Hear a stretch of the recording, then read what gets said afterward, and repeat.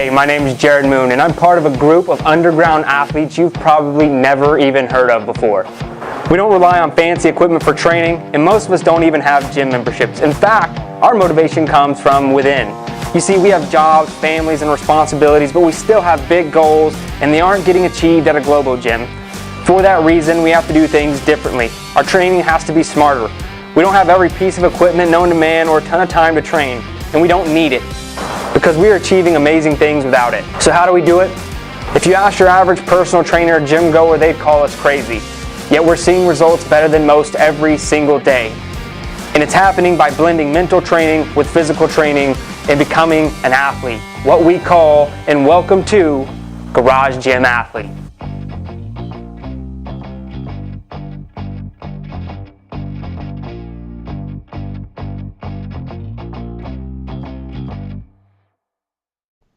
All right, ladies and gentlemen, welcome to the Garage Gym Athlete Podcast. Jared Moon here, and with me today is Joe Courtney. What's up, Joe?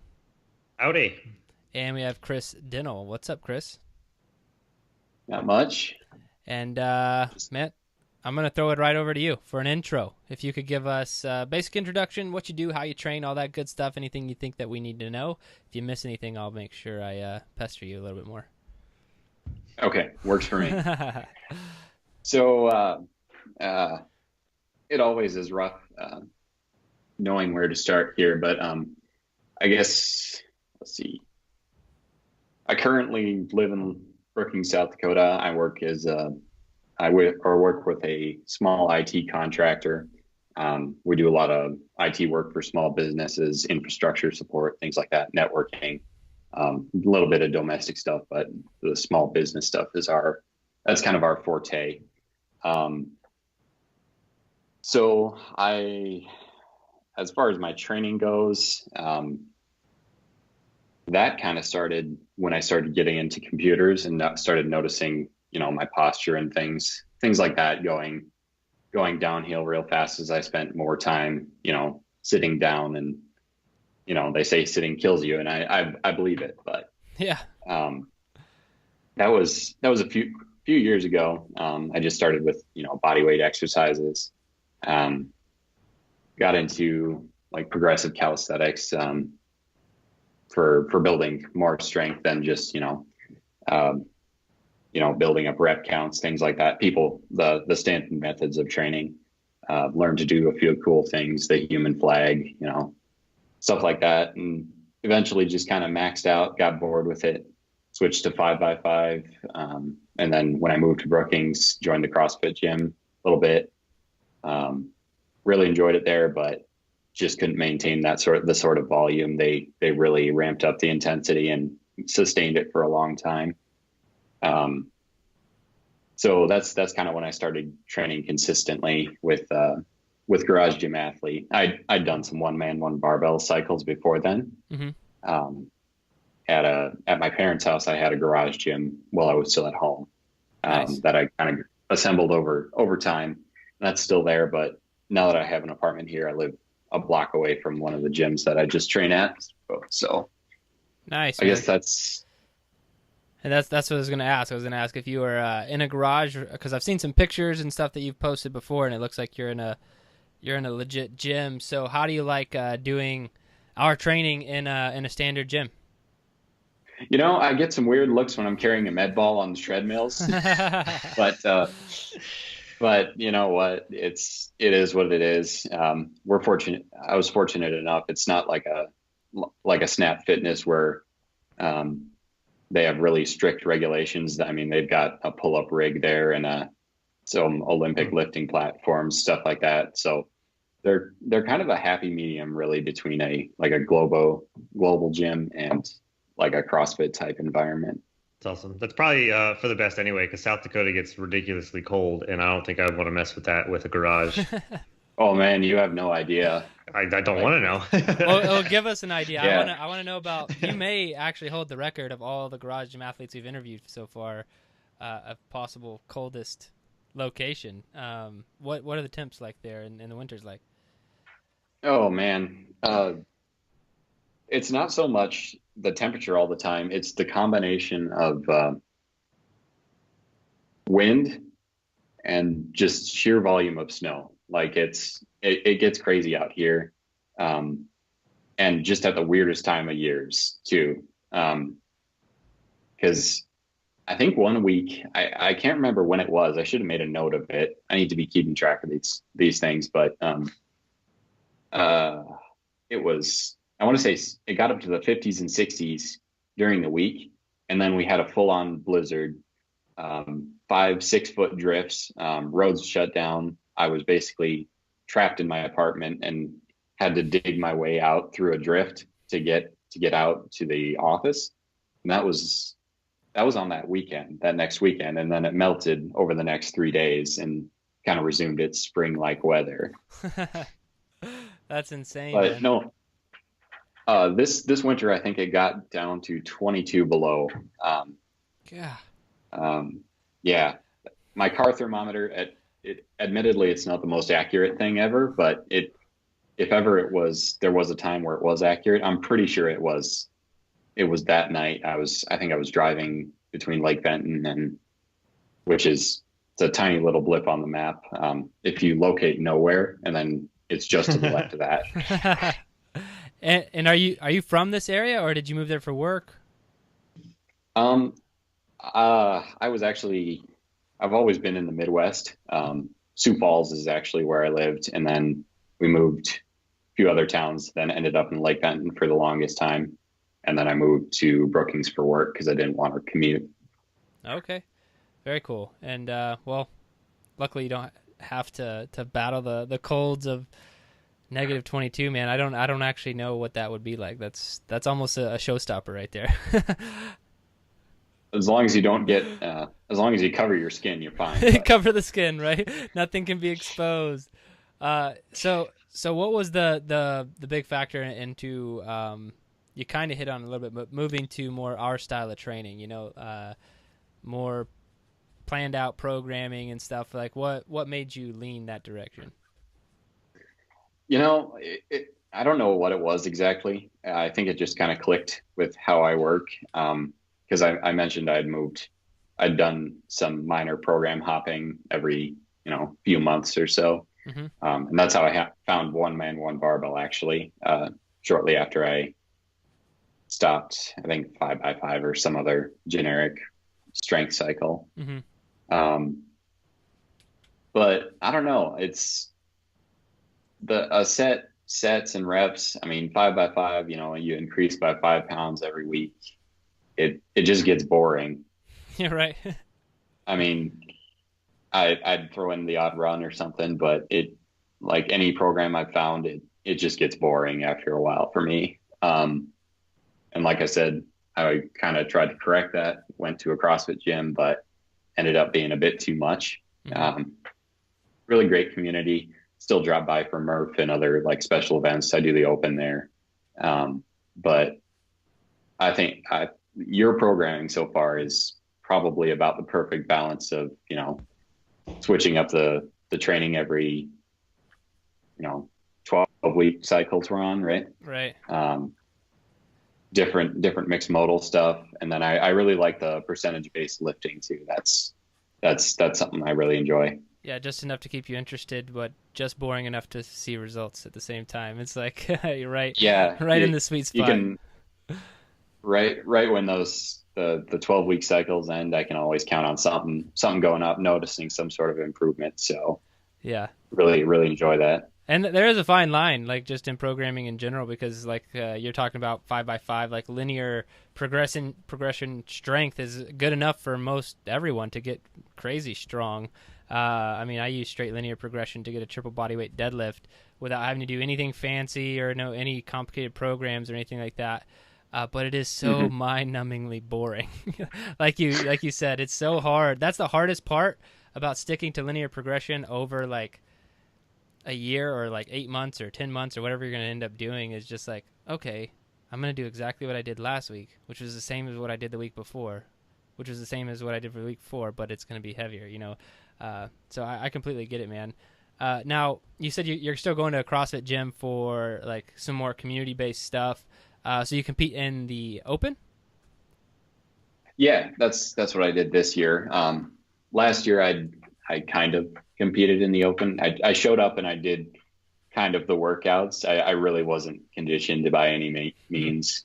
But this year I was, with the exception of some of the skill movements, I was able to RX everything and at least get on the leaderboard with some of the better guys at the gym. So That's awesome, man. yeah. And have you done any other like event-based stuff or like Spartan races, anything, Go Ruck, anything like that? Yeah, this past weekend I did the Spartan Sprint up in near Minneapolis, Welch Village Ski Resort. Yeah. That was a lot of fun. That's awesome. It's way too much fun. So which one was it? Was it you said it was a sprint? It was a sprint. At the starting line, they told us it was 3.5 miles. About halfway through, one of the attendants said it was 3.7, and on my timing chip, it said 4 miles. So they got me good there. I don't even think they actually measure it. I think they just like they eyeball it. Google Maps saying like, yeah, it's a, you know. It's ish. Well, it was a ski resort. So basically, the way the track went was there were like three crazy tall hills. You start running up like the steepest, and then you run up and down each hill like twice or something with various odd objects, and it was a lot of fun though. That's awesome, man. So what was most enjoyable thing about it for you? Why'd you like it so much? Just a chance to get out, get in the mud, crawl under some stuff, crawl over some stuff, you know. That's really cool. And hang out with some other like-minded people. And are you planning on doing any more? Yeah, the Asheville. I'm signed up for the Asheville with you guys. So Yeah. Oh, wow. really I saw looking that. forward to that. Yeah, So, man. That's gonna be awesome. We'll be doing so that was your first Spartan race, this past one? Yep. Okay. That was the first one. So is the Asheville one gonna be your second then? Yeah, because I mean I feel like it's far away, but it's really not even that far away for us anymore, is it? 6 weeks. It's like right around the Yeah. corner. Yeah. That's going to be my second. I'm tentatively planning on attempting the Beast in Chicago, which is about 10 hours for me, but still up in the air about that one. That's awesome, man. That's awesome. We just talked to another one of our athletes today. She's done over 50 Spartan races. So once you do one, man, it's like you can't stop. So maybe you got the bug, man. And it sounds like it. See, that's what I was told by no less than 5 people. And it's, oh man, Spartan races are addicting. So we'll see. All right. So you did a lot of bodyweight training before Garage Gym Athlete. What was like your big takeaway from bodyweight training? I mean, you didn't like just dabble in it. I mean, you were able to do a human flag, which I've seen a picture of, and is no easy thing to do. So like, what'd you get out of bodyweight training? Don't skip progressions or you're going to get tendinitis. Nice. That's good, actually. Also, there's some great guys that do like bodyweight focused stuff. Al Cavadlo, I think his name is. I don't know if you've heard of him. He's got a kind of his own YouTube presence. He's written a couple books, really into the Zen type mindset, uses bodyweight to that end, but he can do some crazy stuff. Paul Wade, he wrote a couple books, Convict Conditioning. Yeah. His backstory supposedly is, I think Paul Wade is actually an alias, but his story was that he spent a significant amount of time in the prison system and basically wrote a book on the types of training they did there. Everything from like the food they ate to how, schedule and mindset plays into it. Just some good information that really got me started as far as using calisthenics for strength rather than just, being able to do 100 push-ups or whatever.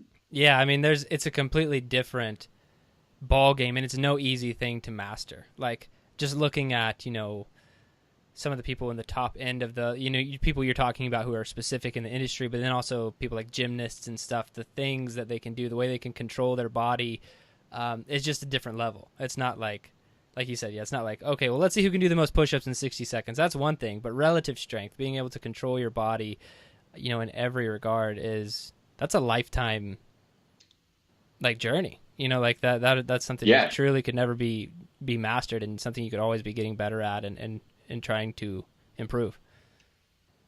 Yeah. Totally. And there's so much you can do within it too. Explosive body weight movements, Right. back flips, front flips, never got there myself. Strict muscle ups, things like that. Some basic stuff on the rings and one arm push-ups, things like that are things that I try to maintain. But other than that, there's a ton. That's cool, man. Really cool. All right, so I'm gonna flip over to some of these questions. I gotta know what's the hardest workout you've ever done. See, that's a difficult one. I don't have my training journal with me at the moment, but there was a workout I did at the CrossFit gym. It was 3 21 15 9 couplets in a row. Like, sounds awful. Like already. full force. I think I know what you're. Okay, never mind. Sorry. I think that one of the guys cooked it up himself, so you might be thinking of something else there. Well, there's a website, and I forgot what it's called, but they come up with 3 like short workouts in a row, and you like rest 5 minutes in between them. And we used to do them on Sundays at my old gym years ago, and they used to do them every once in a while. I just forgot what the website, whatever it's called, but yeah, there's just 3 quick ones that you just have to recover from really quick, and you bang out to the next one.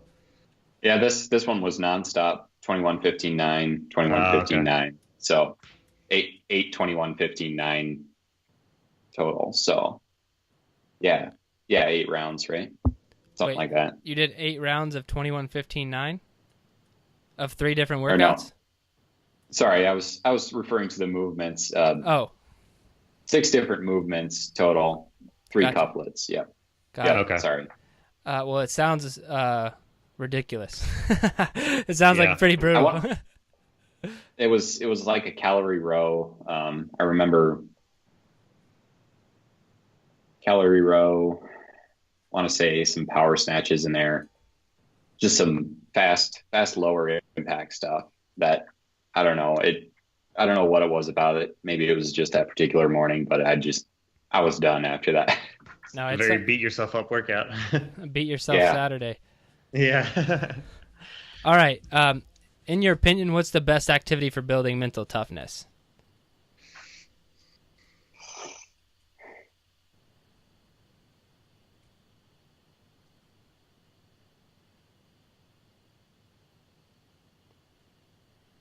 That's a good one.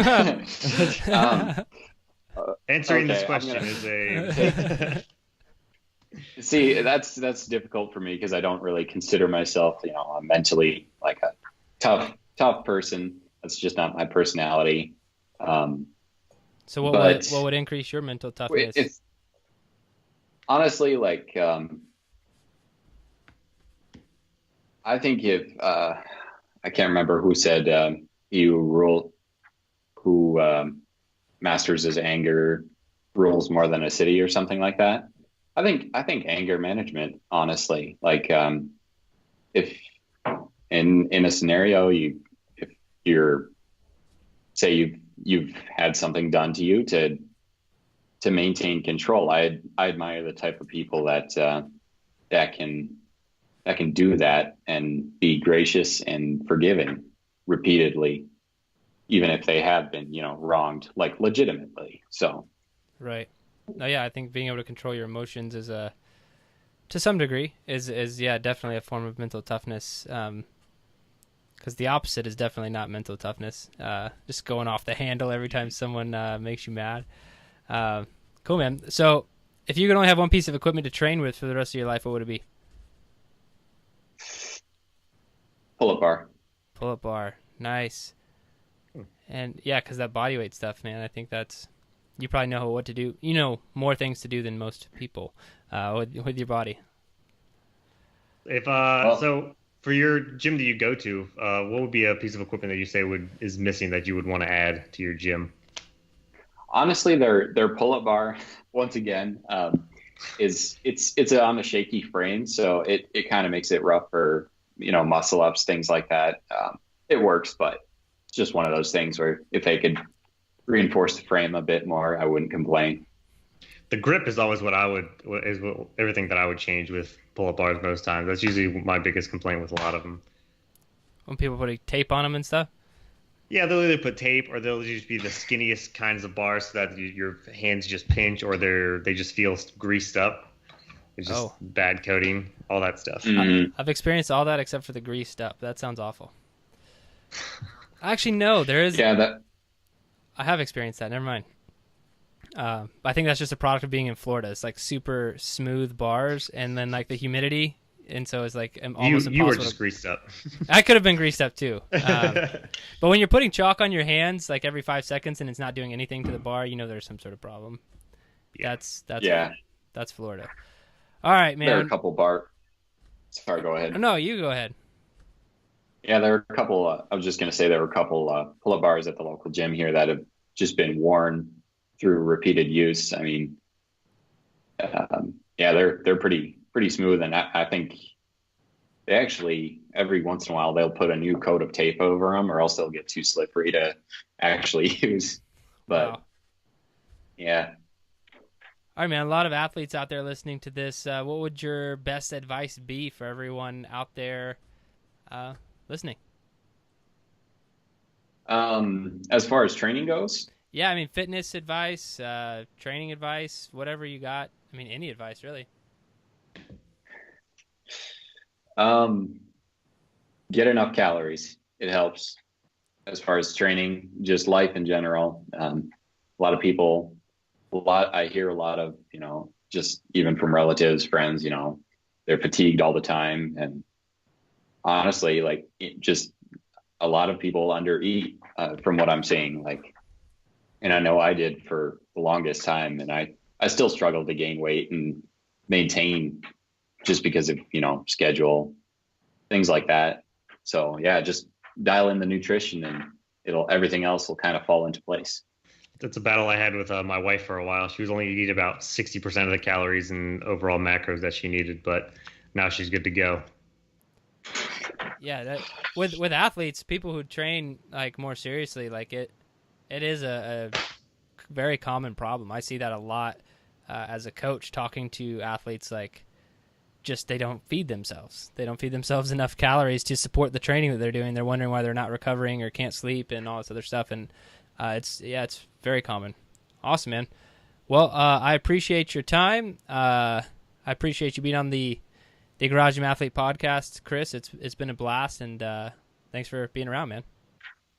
Well, yeah, thanks for having me. Sorry about the schedule confusions and issues.